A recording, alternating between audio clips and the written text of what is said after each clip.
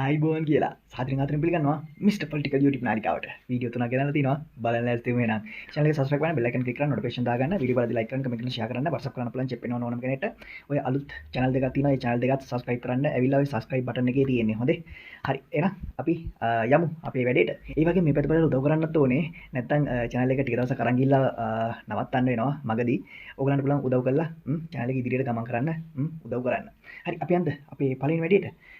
මොකද මේ කේස් එක මම හැමදාම ආසයි මේ JVP කාර්යයන්ට කවුරු හරි බයිනවා නම් මොකද ජෙප්පන්ට බයින්න ඕනේ හරිද මට මේ හම්බුණා හොඳ මේ දවස්වල බයින වීඩියෝ එකක් ඔන්න ඊයේ දවසේ හම්බුනේ අපි බලමු මේක සජබෙට පාක්ෂික කෙනෙක් තමයි බයින්නේ හැබැයි මෙතනදී මට අවශ්‍ය වුණේ JVP කාර්යයන්ට කවුරු හරි බයිනවා නම් අන්න ඒක දාන්න හැමෝම දැනගන්න ඔය ජෙප්පන්ට විරුද්ධව කතා කරද්දී ඔය ගොවියෝ එහෙම නැත්නම් සාමාන්‍ය මිනිස්සු එහෙම නිකන් කතා කරන්න එපා හොඳ දෙකක් කතා කරන්න දාන්න පුළුවන් වචන ටික දාන්න අන් ටික කපලා යා वीडियो वालों योद सत्य एकතු වෙන්නලා පස්ස බල බලන්න බා එකතු වෙන්නේ योद सत्य පස්ස දෙවිද පොතපත බලන්න බා අයින්ද සෝම කියන නාමය තුලදී ඔබයාගේ දුක දන්න හඳුනා ගන්නතු එකම බදාලින් ටික දුන්නු බීවෙච්ච නායකයා අද අපට පත්‍රලා දිනවා මේක වැඩ කරන්න ආවේ මේ පළාතට උතුම්ම සම්පතක් බලලා එකතු වෙන්නලා පස්ස බල බලන්න බා අන්න කුමාරද නෙවෙයි මොන කුමාරද නෙවෙයි ආවේ මහින්ද සෝම ඡන්දේ වයින් සෝම ආවේ පස්ස බලන්න බා පාඩ බලන්න නැතුව දිවංගත වයින් සෝම දුන්නේ ගොවියා වෙනුවෙන් මුළු බලන්න දැන් එකතු වෙන්න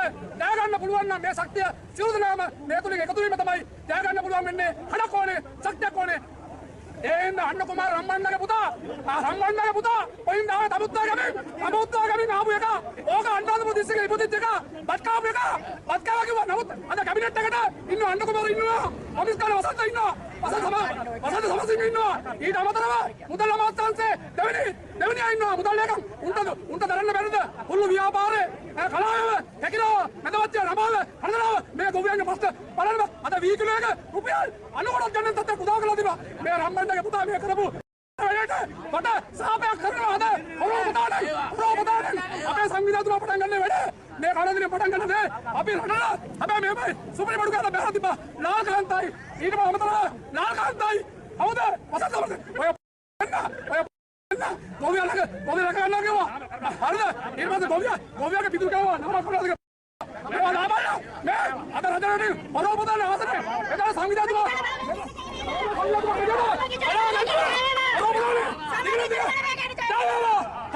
අපේ මහින්ද මෙතුමාට ජය වේවා. ඔය ජනතාවට ජය වේවා. නියමයි. ඔන්න ඔහොම තමයි හොඳ ගැම්මෙන් කතා කරන්න ඕනේ. මේ JVP කාර්යයන්ට ඕගොල්ලෝ හොඳට මතක තියාගන්න මේ නිකන් බබා වගේ කතා කරලා හරියන්නේ නැහැ. හොඳේ. ටිකක් නම ගම ඇතිව හොඳට කතා කරන්න ඕනේ. ටිකක් ඩබල් මීනින් එහෙම මෙහෙන් ගියාට කමක් නැහැ. අපේ YouTube වල දාගන්න බැරි නම් අපි ඒව කපාගෙන කොහොම හරි දාගන්න. හරි. ඕගලන්ට තියෙන්නේ ලස්සනට අමතන්න. හොඳට අමතන්න. මොකද දැන් අපිට එහෙම කරන්න අමාරුයි. මට එහෙම දැන් වීඩියෝ කරන කෙනෙක් නේ මම. එතකොට මට ටිකක් අමාරුයි ටිකක් අර උඩින් යටින් කෑ ගහලා කියන්න. ඕගලන්ට පුළුවන් නේ. ඕගොල්ලෝ සාමාන්‍ය අයනේ. කතා කරලා කියන්න. අපි දාන්නම් ඒක අපිට පුළුවන් උඩරිම හොඳ විදියට දාන්න. හරි. යන් අපි මේ තවත් කතාවක් ගන්න මේක මේ අහන්න ඕන කතාවක්. මේකත් නිකන් අර සජිත්ගේ පාක්ෂිකෙත් තමයි කතා කරන්නේ. හැබැයි මෙතනදී අපිට අවශ්‍ය වෙන්නේ JVP කට විරුද්ධව කවුරු හරි කතා කරනවා නම් මොන හරි තොරතුරු දෙනවා නම් ඒවා අපි දැනගන්න ඕනේ. ඒකයි මේ වීඩියෝ ගේන්නේ. යන් අපි මේ වීඩියෝ එකත් බලමු.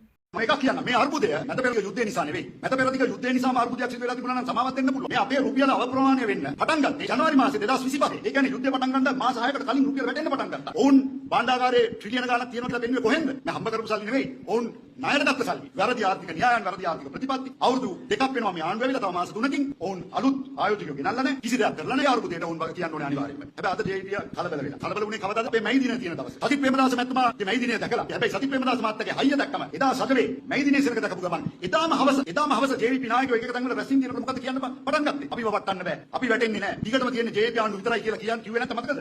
ඔවුන් බය වුණා. දැන් සජලේ හැදෙනවා. දැන් රටේ මිනිස්සුන්ට ලොකු වෛරයක් ඇති වෙලා තියෙනවා කියලා ඉතින් මේ කතාවල් කියන්න පටන් ගත්තා. කොහොම ඉතින් කියලා මොරාල් වැඩි කරන්න පුළුවන් නම් මම දන්නේ ගමට ගියා නම් එහෙම මොරාල් එක නෙවෙයි. දැන් ඒගොල්ලන්ට යන්නත් අමාරුයි ගමට. අපි ප්‍රධාන විපක්ෂයක් හැටියට වගකීමක් සහිත වැඩ කරන්න ඕනේ. අපි අවස්ථාවාදී දේශපාලනය කරන්නේ නැහැ. අපිට ඕනේ නම් අද පාරට බහැලා මිනිස්සුන්ව අවුස්සන්න පුළුවන්. පිටේ ගැට ගහ ගන්න අමාරුයි. අද ඔබතුමන්ලා මෙතන ඇවිල්ලා හිටියට මෙතන හැම එක්කෙනෙකුටම ආර්ථික ප්‍රශ්නයක් තියෙනවා කියලා මම විශ්වාස කරනවා. ඒ අපි ඔක්කොමලා තියෙන ගැටලුව. හැබැයි ඔබ හිතලා බලන්නද JVP විපක්ෂයේ ඉඳලා තිබ්බා. මොකද වෙලා ඇත්තේ? මේ වෙනකොට පාරට බහැලා ඔවුන්ගේ වෘත්තීය සමිති කාර්යෝ ටික පාරට දාලා රාජ්‍ය ආයතන ඔක්කොම වැඩ වර්ජන වලට තල්ලු කරලා ඔවුන් රට ගිනි තියලා ආණ්ඩු කරන්න කුමන්ත්‍රණ කරලා ඇත්තේ. හැබැයි අපි එහෙම හැසිරෙන්නේ නැහැ. ඇත්තම කියනවා නම් ආර්ථිකේ නම් හොඳටම අමාරුයි.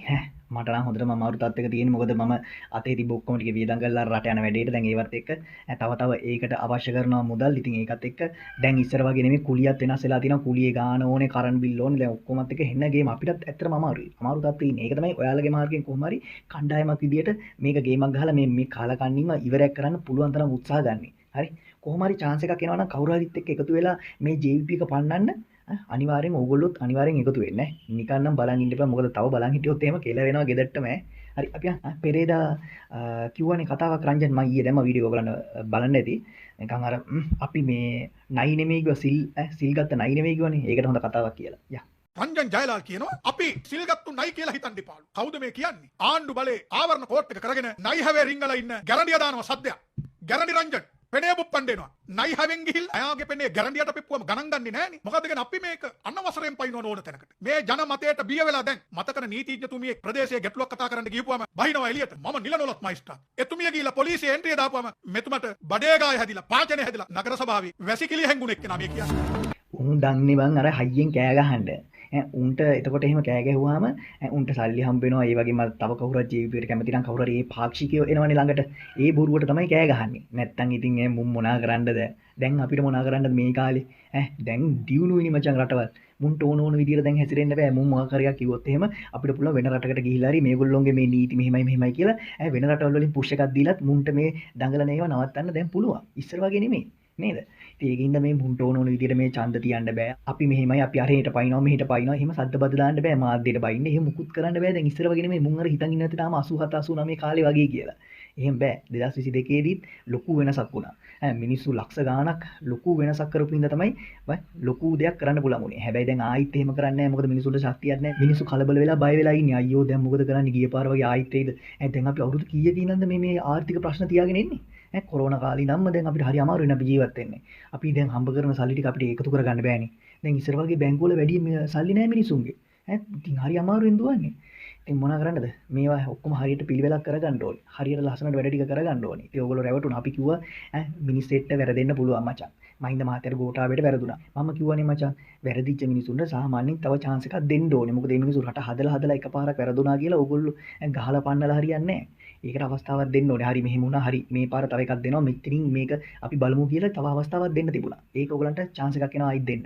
ඒ chance එක අනිවාර්යෙන් එදාට දෙන්න. මොකක් හරි කරන දෙයක් ඒගොල්ලෝ හරියට බලලා කරයි.